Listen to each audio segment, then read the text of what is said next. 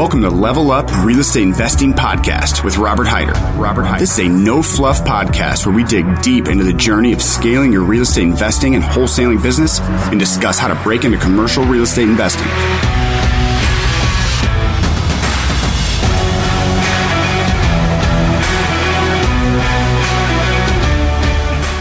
Hey everyone, welcome to Level Up Real Estate Investing Podcast. Very exciting day. We got Jace Graham out of Dallas, Texas. Absolute stud. Jace and I have known each other for a couple of years now, met through a mastermind. He's been in real estate investing for a few years on the wholesale side, but has been in the oil and gas industry since 2004. So a little over 15 years now. Manages a $50 million portfolio. Really exciting stuff. There's a lot of overlap as it relates to kind of the real estate investing in the oil and gas industry. So I'm really excited about this conversation. And like I mentioned, you know, Jace is just a stud. Met him and his wife a handful of times on some trips that we've gone to. 2 kids in Dallas, right? And Anything else I missed here, Jace? Yeah, I think you've got a good high level coming in live from a little town called Evant, Texas, in the middle of nowhere. So nice. In a little home, our little mobile office, our Airstream. So we are live and coming at you, man. So appreciate you having me on, Robert. Absolutely. I mean, nobody quarantines like you. Look at that thing. You're like in an Airbus. Hey, you know, you got to make it happen. There's lots of opportunity out there right now that we're seeing on both the oil and gas and the real estate front. So excited to kind of unpack that over the course of the call here. Yeah, absolutely. So what's going on? Tell me a little bit about what you guys got going on, about the oil and gas industry, where you're seeing opportunity. Both in the real estate sector and that. And then I know with such a large portfolio of assets under management, you know, you obviously are tied into private equity and family offices and things like that. So it'd be really interesting kind of during this podcast to hear like what you're hearing from them, what you're seeing, you know, kind of all of the above. So what do you got going on? Cool. Probably just quick backstory on me, real high level. Was born and raised into a pretty entrepreneurial family. Grew up always kind of mowing yards, shining shoes, whatever it took to make some money.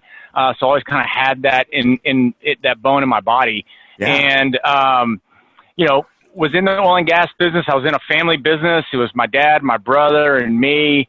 We're all working together. I was with that business for about 15 years, and it unfortunately it didn't work out as planned. And me and my old man, we kind of saw a little bit differences of opinion, and I went and formed Rising Phoenix with the focus on raising capital and doing oil and gas mineral deals. And because I was kind of a one-trick pony, that's what we did over with kind of the family business. We also did some operations where we'd actually go out, lease up areas, raise capital from private investors, and then go actually drill new producing oil and gas wells. Okay. That was what my old man kind of did his whole career. Yeah. I kind of did this bolt-on oil and gas mineral acquisitions where we actually would be buying the underlying assets underneath where this production was going. So mineral rights versus the actual oil. Yeah, and just mineral rights are, if Farmer Brown out in West Texas has 100 acres, an operator like ExxonMobil would come out and lease Farmer Brown, his rights to his minerals. Exxon would drill the wells, revenue would come out and pay Farmer Brown. We would come in as a mineral buyer, offer Farmer Brown a lump sum payout for that monthly cash flow. So that's what I've always done. That's my wheelhouse. Fast forward into 2016, we sold our house. We pulled out as much equity as we could to start a business. All right. I was scared shitless. I still run scared. Okay. So that doesn't change. But what did change is I kind of realized I was having a hard time raising capital because I was going after all new investors. Okay. Mm-hmm. Brand new investor pool. Me and my old man had raised close to $30 million in assets from private investors, from family offices, from broker dealers, you name it. We raised capital in those different silos. Yeah. But in 2016, I was out on my own, and I was trying to figure out how do I raise capital from people that I don't know? And what's the next steps? And so my wife was a realtor. She still is a realtor. And I just said, listen, I think we can buy houses the same way we buy oil and gas minerals. And we're going to send out a big direct mail campaign. And we did that. I sent 10,000 mailers. I didn't know what I was doing. I didn't know what the heck wholesaling was. This was in August, September of 2016. And I told my wife, I was like, listen, I dropped 10,000 mailers in this part of Dallas that I felt that hedge funds were buying properties in that $100,000 to $150,000 price point. And I said, oh, by the way, your phone number's on the direct mail pieces, Hillary. So you need to, I said, I'm going to do the marketing and I'll generate the leads and you're going to answer the calls and then you're going to kind of work them through and try to see if we can do any deals. And I just said, 10,000 mailers, surely we can, we're going to buy something. And lo and behold, we bought 2 deals, wholesaled them, $15K on each one. And I was like, man, we can scale this. So that was kind of the genesis of our real estate business. Wow. I can't believe we've known each other that long and I hadn't really heard that whole story. So that's the benefit of this. That's fantastic. So you hadn't really heard from anyone or like been, coached or anything. You're just like, hey, I think we can do it the same way we run this other business. Let's give it a try, and just threw out a bunch of mail. Exactly. And it was kind of, we were different. And I think that's important because I think a lot of the wholesalers and the guys that are in our space, everybody kind of uses the same postcard. Everybody uses the same look. And I think what you need to do is kind of think outside of the box a little bit and separate and make yourself a little different. So what we did is we came in, I had a 1-page mailer that had an offer price on the mailer. This is what we do in the mineral world is that we put an offer actually on every mailer that we send out to mineral owners. We'll buy your minerals for $1,210. We'll buy your mailers for $1,500, whatever that may be. And I just said, I'm just going to put an offer price on a letter. Okay. And how I did that is we've got a data scrubbing company in India. There's easier methods now, and they went into Zillow and literally went in and pulled the Zillow's estimate on all 10,000 homes, just manual labor, and populated that. And I just offered 70% Zillow's estimate. Out the door he went. I was just looking for motivation. So I think what happened was when my audience got, or the folks who we mailed them to got their mailers, they're like, what is this? It looks a little different. They opened it up. There was a price. And so people were raising their hands saying they were interested in transacting. And then we kind of went through the whole sales process to really see that motivation, get out there, really negotiate a price. That's fantastic. I love that. Yeah. So and you're absolutely right. And honestly, I was just talking with Aaron Pempis earlier this week, and we were kind of talking about that, like how this industry, the wholesaling industry, is so based on trying to shorten the curve, trying to kind of build off of what other people have already done so they can get there faster, right? Which is the key. So, but what the downside of that is so many folks just kind of do the same thing as everybody else. They're not thinking outside the box. They're not bringing natural thought to anything. They're just doing, right? They're just doing which gets you going much faster, but it limits you to some degree. And the really interesting thing is, like right now, is that everything's changing, in such a change. I'm going to take this down to make sure it's not echoey, but in such a changing world right now, what worked before isn't what's going to work in the future, at least in this, 3 to 6 month window that we have before we have any real certainty of kind of what's going on. So the same old thing doesn't work the way that maybe it used to in the past. Right. So it's a really, really interesting time. And to that point, like having to think outside the box, having to kind of get creative, be unique, give a bit different message, is more important than ever. So, I'm so glad that we're talking about this right now because it's really, really impactful. I mean, folks, I don't know. Are you guys under a stay home order? We are. So within that stay home order, can you go out and look at can you guys go out and look at appointments, or is real estate sectored out, or how does that work? So we can. I mean, that is kind of one of the trades of business that is still allowed to stay open. We are utilizing some different methods and services to get out in front. Services like We Go Look, which are in major markets. We're also using a service down in Dallas called Home Snapper, and they do like virtual 3D dollhouse tours for pictures and videos that we're using to get in front of our investors, so that they can literally sit there and look at the property, look up, look down, look all around inside that property from their home or their office or wherever they are. So some of these things, I mean, we're constantly right now on the phone with my team doing web calls, and we're restructuring, rewriting, amending, updating the SOPs that we've used in the past with how do we do this virtually? And quite frankly, this is actually, it's allowing us to really start to think outside the box on that as well, so that we can then build a more efficient way of doing things. And I was telling them, I was like, guys, this may be the way we do this from this point forward, which, my acquisition team is just like, man, we love doing all this all over the phone versus driving all over town and meeting with people and all that kind of stuff. So, I think you need to be rethinking everything inside your business, especially right now. Yeah, absolutely. And honestly, that's the same thing we've been going over with our team. And that's really why I wanted to jump on the call with Aaron, because he's been doing the virtual wholesaling thing for at least 2 years now. And it's been a very, very big piece. So even if he's buying a house in his neighborhood, he was doing it on a virtual basis, which is just a unique concept, right? So he just wanted to make sure that he was running that process all the different ways. And I'll get off this, but that's exactly to your point. Like, we have to get more creative. The mail pieces maybe in the next 3 months, 4 months might say something along the lines of, we can buy your home, or we can contract your home and give you an offer without ever, virtually, without ever, walking through the home, something along those lines.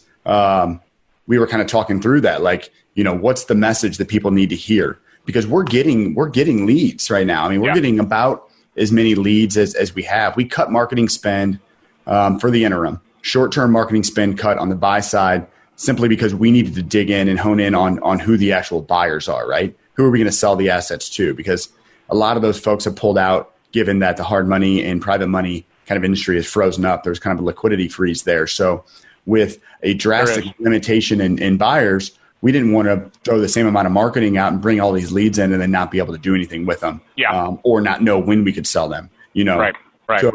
So we've kind of pulled back, but we pulled back spend by about 60%, and we've only been targeting like the most direct channels that we can get to exactly to the property types and the folks that we have buyers for right now.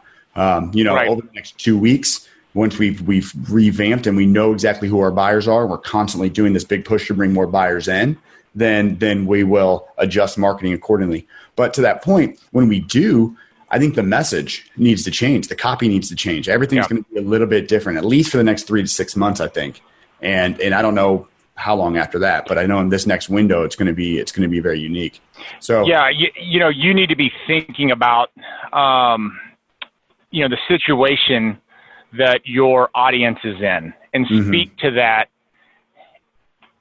directly, but on a mass level. Okay. And so what is that? Like, maybe ways that, hey, we can come out, we can buy safely, right? We can do electronic signature via DocuSign. We can do email closings. We can do remote notaries. We can do video walkthroughs, providing that value add to folks to where, we can still move forward, if, you're interested in selling your home, even under this current situation.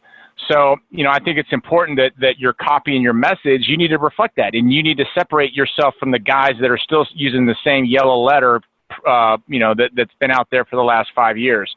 Is kind of thinking about, hey, how can I, adjust the message so that it is speaking directly to my sellers in this current time, now more than ever, because you're going to be able to separate yourself from the rest of the folks just by doing that.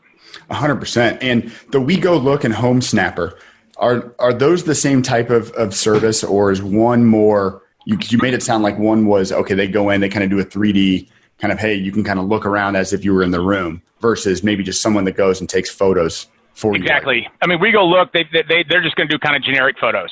They also have a notary service available. So if you're getting things notarized, it's a one-stop shop. You can kill 2 birds with 1 stone there. Got it.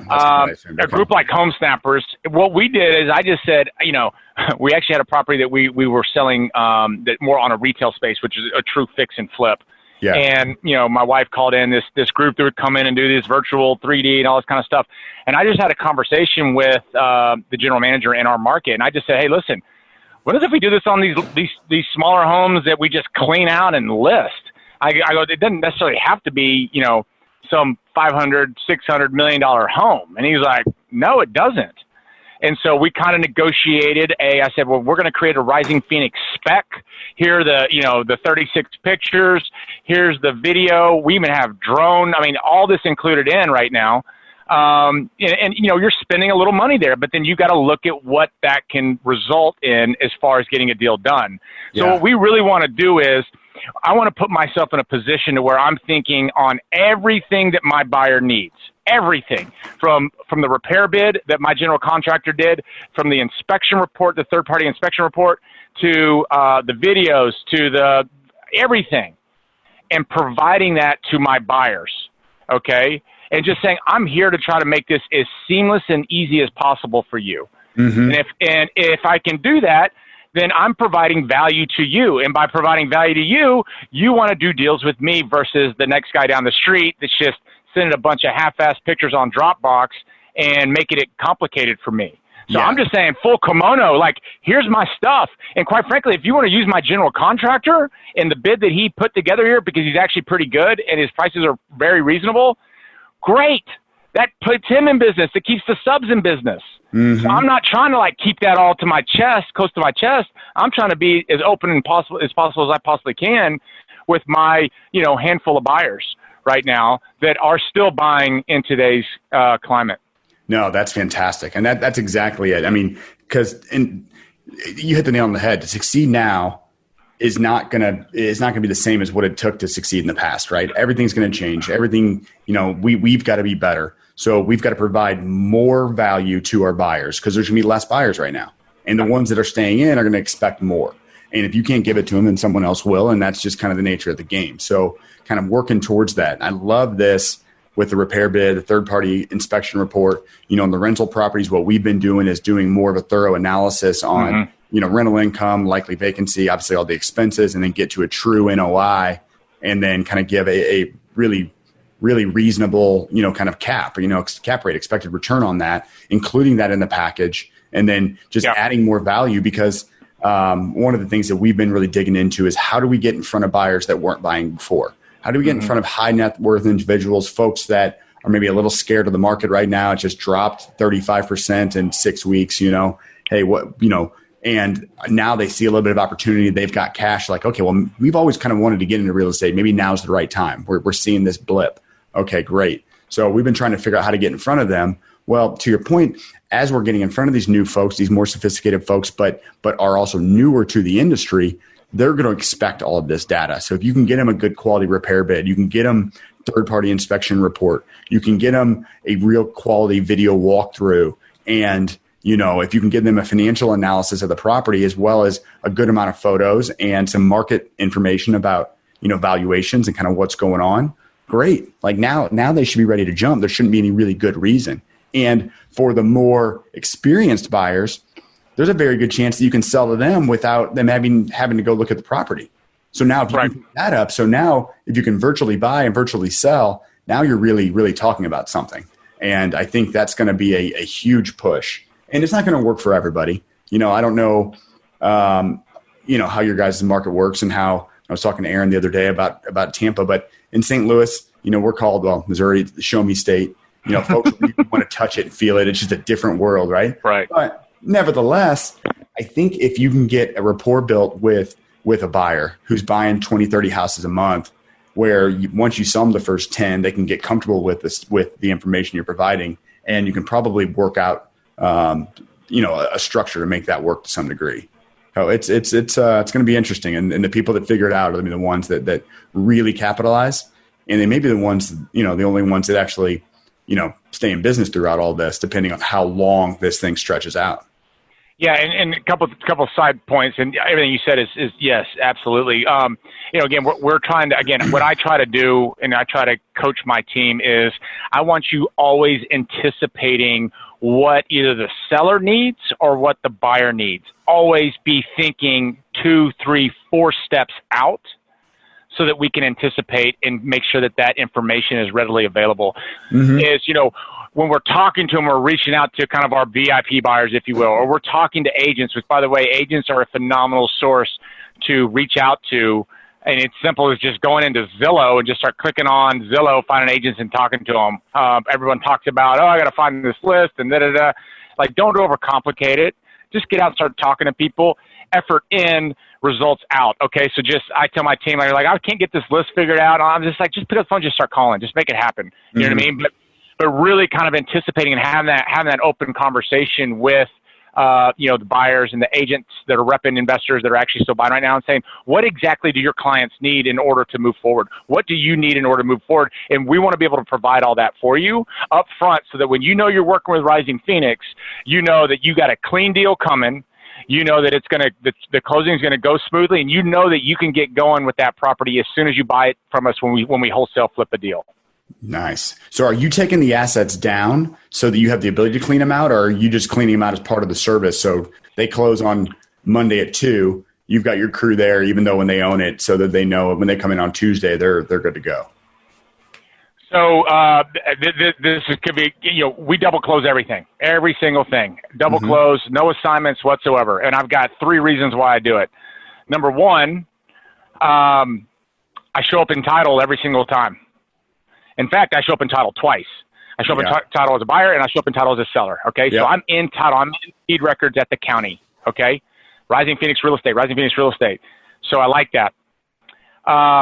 Number 2, I use those county filings to not only have my acquisition team educate sellers that we've done. Hey, if you want to check us out, go check in the deed records. You'll see hundreds of transactions that Rising Phoenix has done. So I just want you to know that we got you, okay? I also use that to raise capital when I'm talking to investors and I'm talking to people that are interested about knowing more about who we are.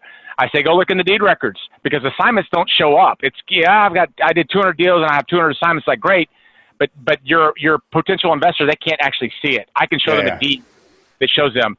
And so I just like controlling the football. The other reason why we do it, the third reason, is, I'm in this for the long game. So if I assign a property that's under 5,000 and I double close everything over 5,000 profit, then everybody starts to know my poker game. Okay. But if I just double close everything, and I've even double closed at a loss, okay, to get a deal done. Because again, I'm thinking long term here, and so when buyers come to us, investors come to us, that's a business rule with us. And if they don't want to do it, then that's cool. I understand that. So we've actually worked a deal out with our title company to say, listen, I don't need the title policy on my A to B transaction, but my B to C does. So she just passes it through. So I'm not paying any additional closing costs. So that's something, especially right now, if you're doing a lot of deals and a lot of transactions, you can negotiate with your title company. Yeah, absolutely. And that's interesting, because we double close a vast majority of what we do. And if we do an assignment, we'll do the assignment, like we'll draft the deal up as if it's double close, and then we'll assign it the day of closing. So the title company will know that we're going to assign, so that they're not doing 2 sets of everything. But we don't want to assign until the day of, because I don't want to lose control of that contract. Because once you sign that contract over, in many instances, you lose control of it. So, but yeah, I'm with you on that. But when you double close, are you doing typically same day double close? Typically same day double close. Okay. So then when are you getting it cleaned out? Are you getting it cleaned out before you take ownership, or? No, I mean, we're doing that as a value add that we tell our investors that, after we close, listen, we're going to go on, we're going to pay for this. And we want you to know, so we're going to go on and get a dumpster dropped out there. We're going to go on and get our crew to go out there and clean that stuff out. If that's okay. They may say we don't need that, and that's okay. But that's just something that it's a value add. But so we've been making a big push to market towards buyers, and the value of a buyer is so much more important right now than it's ever been. So doing these little steps, will add a ton of benefit to you over this time, especially as you're going out and getting more, newer buyers that you hadn't had before. Maybe folks that are newer to the industry are trying to take advantage of what's going on. And trying to get assets. The more experienced folks, they might already have these folks, these crews together and ready to jump. But it is always nice to be able to go in and look at a totally cleaned out property and know what you have. as you're trying to finalize your scope. Right. Done for him. That's fantastic. Well, Right. hey man, let's make a transition. Let's start talking about capital raising in the oil and gas side of the business, because I'm really, really excited to hear kind of what you've got going on there, like how you got it, like how that's transitioned over the last handful of years, specifically since you've been doing it on your own, and then kind of how the capital raising side of that has gone, and really kind of like what's going on in that industry, because that's probably a more fluid industry with more sophisticated folks. So it might be a pretty good kind of early warning or early indicator of what's going on the residential wholesale side. Yeah, I mean, the oil and gas world is it's a different animal. It's kind of the Wild West compared to the real estate side. There's no Zillow, there's no MLS, there's no Realtor.com, there's no Redfin. There's no title policies made available for minerals and royalties and all that kind of stuff. So you kind of really have to know what you're doing over on that side of the business. We use a very professional team of consultants that work with us there that are running, engineering reports and stuff like that to get us a value on these properties that we're buying on the oil and gas side. But, the raising the capital piece, when I raised my first fund with Rising Phoenix Resources, that was in around the same time that we did that direct mail piece that I told you about that went out. And I was just trying to just do whatever I could literally to provide for my family and raise capital. And we were getting some traction. So that first fund was all friends and family. And what I did, and this is something to kind of think about, people are like, well, how do I get going to raising money and all this kind of stuff, is I would be thinking about like your friends, circle of influence, and family, okay? And bring them into the deal, okay? Bring them in with the kind of an equity position into the deal if you want to help raise the capital. And so what I did, and this is just what worked for me, is I reached out. I was raising all new capital, okay? There was kind of a loosely like a non-compete on previous investors that we had between, the family business and my company, which was totally fine because I just want to go raise all new capital and start kind of over. And so what I did is I reached out to 3 buddies of mine that I knew kind of were doing things in their respective businesses. And I said, hey guys, you want to put a mineral fund together? I know how to go out and buy minerals that can generate royalty revenue and generate yield to investors. And that's the big key right now. What is generating yield? Because it's a yield-starved world right now. Okay, the stock market is down, okay, meaning people are losing money. So anything that's positive, that's generating yield, which is a return on your capital, is the holy grail, okay? So I reached out to 3 buddies of mine, and I just said, listen, why don't you guys reach out to your friends?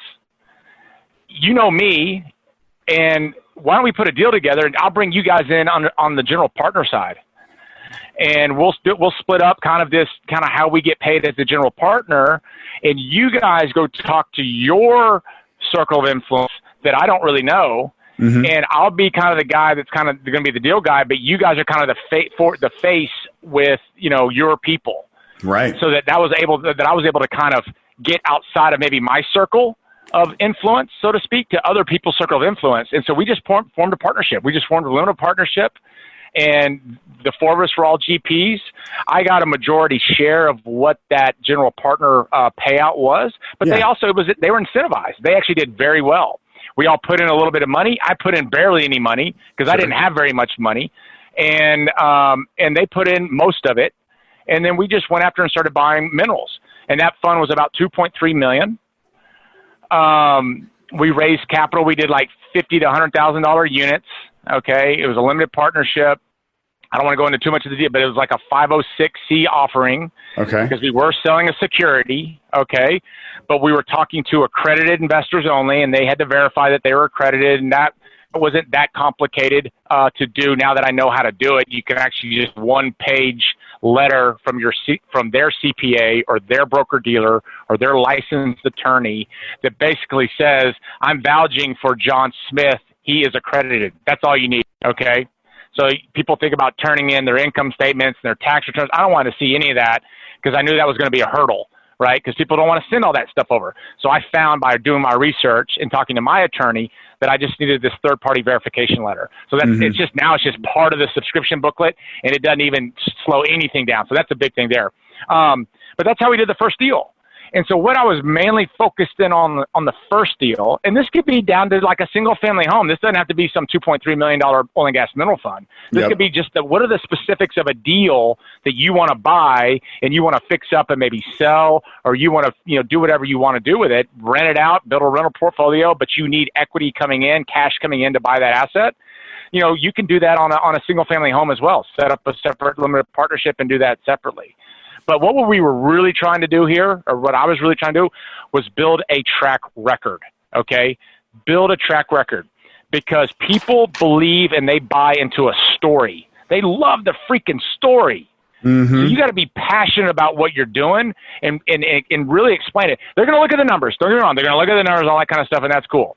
Okay, what they really are buying into is what's your freaking story, and do they like and do they trust you, okay? And so there's a lot of wholesalers and guys that are on this call right now that are doing deals and they're good at sales.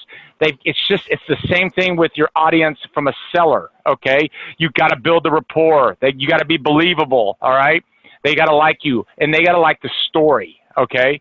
So that's what we did with Fund One. We went full cycle with that 18 months later, meaning we bought it. We did distributions. The royalty checks came in. We paid our investors and then we sold it. And I've got an example here. Here's what this fund did on a return basis. Yeah. Okay. And then I used that to launch into Fund Two. Fund Two got to 2.8 million because a lot of my guys from Fund One rolled into Fund Two. Okay. And then the guys that came in new, guess what? We had a track record from Fund One. Plus they loved the freaking story. And the story is phenomenal right now for real estate. It's getting even better. I think in 3 months it's going to be even better. If you want to get in and invest in real estate right now, if you're looking for investors. But oil and gas, just so you know what's happened in the oil and gas market, oil went from literally $60 a barrel, okay, which is how oil and gas is traded, down to today it's $25 a barrel. Okay, Robert, that would be like a home today going from $100,000 to $50,000 in 30 freaking days. Okay, that's unheard of. Okay, so right now we're sitting on Fund 3. Fund 3 got to 10 million, a little over 10 million. Okay. All people coming in and they believed this. They were like, yeah, buy low, sell high. It's a simple story, right? Yeah. And so what I'm telling people is, listen, man, oil's at $25 a barrel. Okay. It's hit down to 20. I think we're at a low. Now, are we at the lowest low? I don't know, but it's never going to be free. We raised 10 million on Fund 3 just because the story was so freaking believable. Anybody could figure it out. It wasn't complicated. That's fantastic.